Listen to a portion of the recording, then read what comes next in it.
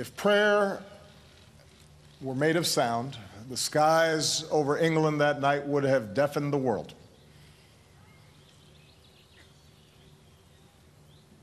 Captains paced their decks, pilots tapped their gauges, commanders pored over maps, fully aware that for all the months of meticulous planning, everything could go wrong. The winds, the tides, the element of surprise, and above all, the audacious bet that what waited on the other side of the channel would compel men not to shrink away, but to charge ahead.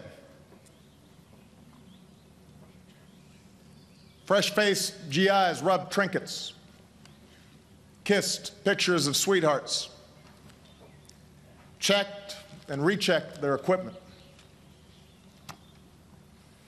God, asked one, give me guts. And in the pre-dawn hours, planes rumbled down runways, gliders and paratroopers slipped through the sky. Giant screws began to turn on an armada that looked more like ships than sea.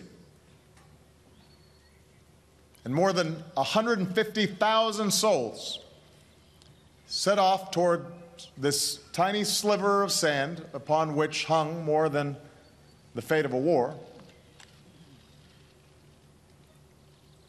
but rather the course of human history.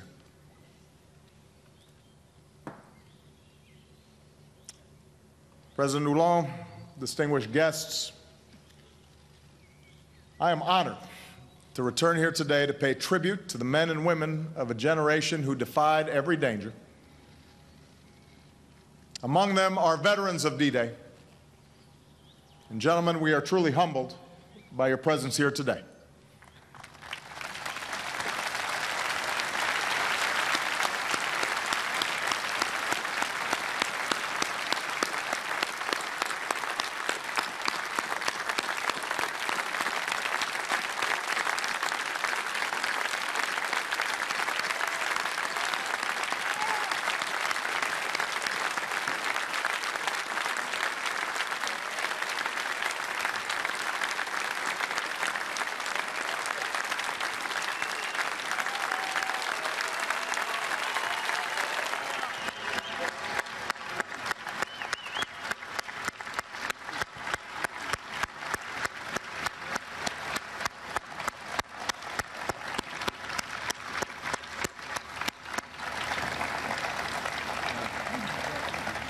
Just last week, I received a letter from a French citizen.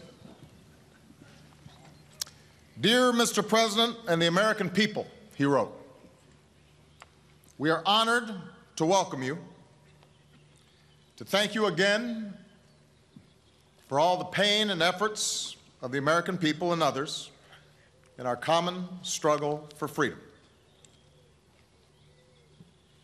Today, we say the same to the people of France.